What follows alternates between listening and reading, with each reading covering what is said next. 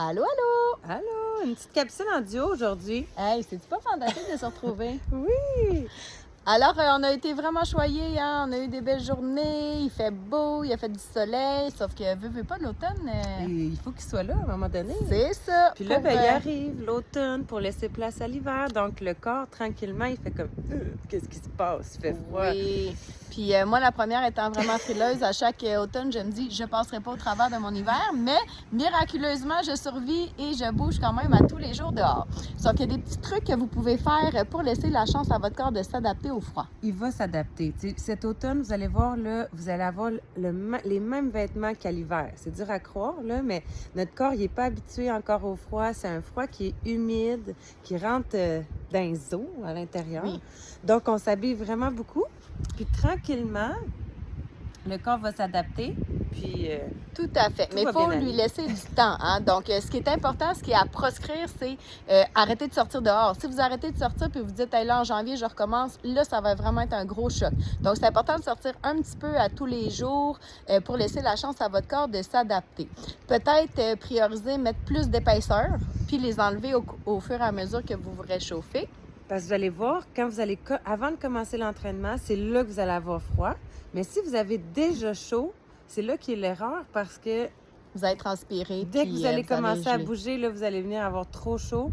Puis là, la transpiration, c'est ça, c'est froid. Fait qu'on veut partir avec déjà un petit frisson Frisson. ou une couche qu'on sait qu'on va pouvoir enlever en cours de route. Aussi, couvrez vos extrémités. Hein. C'est par la tête, par les mains, par les pieds qu'on perd notre chaleur. Donc, pensez à couvrir vos extrémités. Puis c'est la même chose. Comme hier, on était joggé, elle a passé son temps à enlever le bof, remet le bof, enlève le bof, remet le bof. Donc, couvrez vos extrémités. C'est par là qu'on perd de la chaleur. Puis en parlant de bof, hein, regarde ces concepts.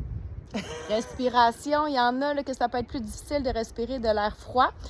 Vous pouvez essayer d'inspirer par le nez. Donc, le fait que l'air passe par vos narines avant de descendre dans vos voies respiratoires, ça aide. Mais un autre truc...